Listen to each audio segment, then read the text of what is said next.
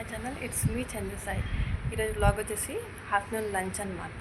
Rice కుక్కర్లో lunch ఎలా prepare చేస్తాను నేనని చెప్పేసి చూపిస్తాను. చాలా రోజులు అయింది లాంగ్ వీడియోస్ కూడా చేసేసి. ప్లీజ్ నా ఛానల్ని సబ్స్క్రైబ్ చేసుకోండి, లైక్ చేయండి. ఇవాళ పూజ కూడా కంప్లీట్ అయిపోయింది అండ్ ఇప్పుడు లంచ్ ప్రిపేర్ చేయాలి నేను.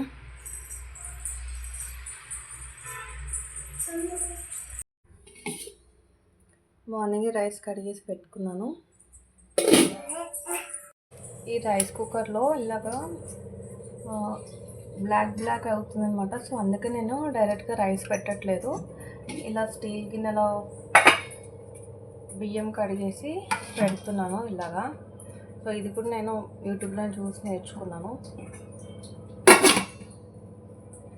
సో నేను ఇందులో ఏంటంటే ఒక గ్లాస్ వాటర్ పోసాను కింద.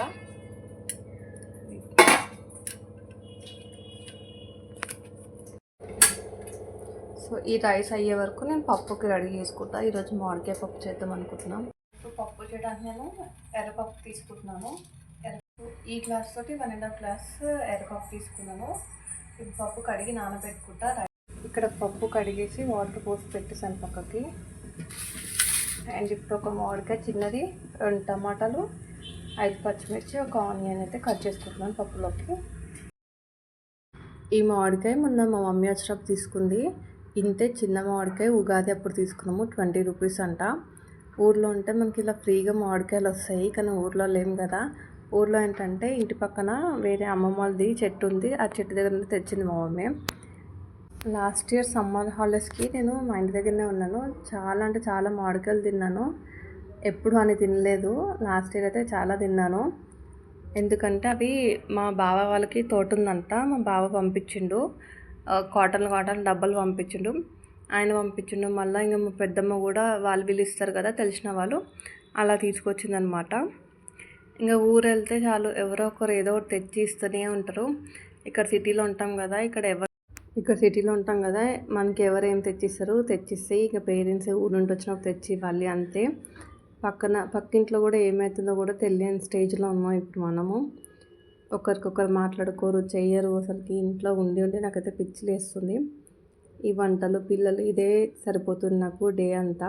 నాకు ఒక్కొక్కసారి అనిపిస్తుంది, అమ్మ ఈ పెళ్ళి కన్నా కాలేజ్ డేసే బాగున్నాయి కదా, మంచి ఫ్రెండ్స్ ఉంటారు, ఎక్కడికైనా బయటికి వెళ్ళొచ్చు, వాళ్ళతో మాట్లాడవచ్చు, మనకి ఏమైనా ప్రాబ్లం ఉన్నా షేర్ చేసుకోవచ్చు అని చెప్పేసి.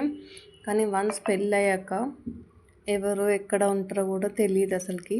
సో ఇప్పుడైతే రైస్ అయితే అయిపోయింది. పప్పు చేసుకుందామని చెప్పేసి ఇంకొక రైస్ గిన్నె అయితే పెట్టుకుంటున్నాను. ఎందుకంటే గ్యాస్ లేదు కాబట్టి ఓన్లీ రైస్ కుక్కర్లోనే వంట చేస్తున్నాను నేను. టిఫిన్, లంచ్, డిన్నర్ అన్నీ కూడా ఈ రైస్ కుక్కర్లోనే అవుతున్నాయి నాకైతే. ఈ గ్యాస్ ప్రాబ్లం ఎంత సాల్వ్ అవుతుందో ఏమో, మాకు గ్యాస్ ఎప్పుడు వస్తుందో లేదో తెలియదు.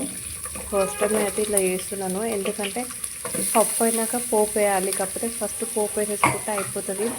మళ్ళీ పోపు వేయాలంటే ఇంకొక గిన్నె కావాలి. నా దగ్గర ఉన్నాయి 2 గిన్నెలు అని చెప్పేసి పోపు వేసేసుకొని ఆనియన్స్ వేసేసిన. ఆనియన్స్ బాగా ఫ్రై అయినాక పచ్చికాయలు కూడా వేసుకొని ఫ్రై చేసుకున్నా. ఇంకా అవి కూడా ఫ్రై అయినాక నేను కట్ చేసుకున్న మామిడికాయ ఇంకా టమాటా కూడా 2 వేసేసి ఫ్రై చేసేసుకున్నాక ఇంకా పప్పు ఏదైతే నానబెట్టినానో ఆ పప్పు కూడా అందులో యాడ్ చేసేసుకొని ఇంత వాటర్ వేసేసి మూత పెట్టేసాను అనమాట. ఎందుకంటే అది కొంచెం ఉడికినాక అప్పుడు ఉప్పు, కారం, పసుపు వేద్దామని చెప్పేసి అది ఉడికినాక మళ్ళీ ఉప్పు, కారం, పసుపు, గరం మసాలా.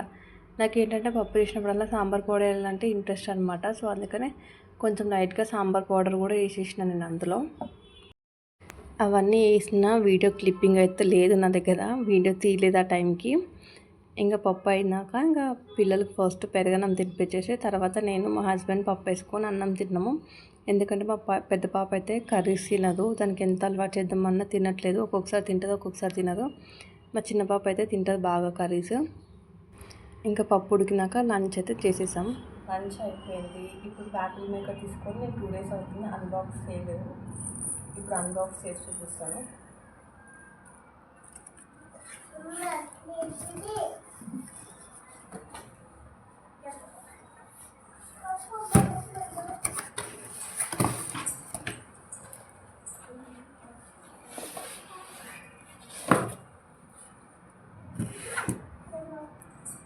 ఇది మినీ బ్యాటిల్ మేకర్ మీషో నుండి తీసుకున్నాను నేను. నాకు దీని కాస్ట్ వచ్చేసి 500 పడింది. చిన్నది ఇంతే ఉంది.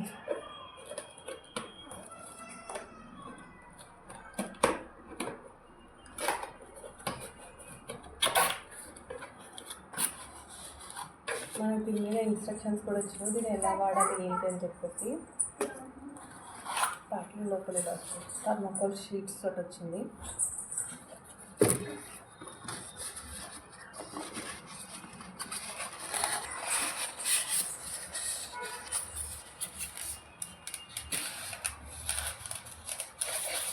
చిట్టిగా బాగుంది.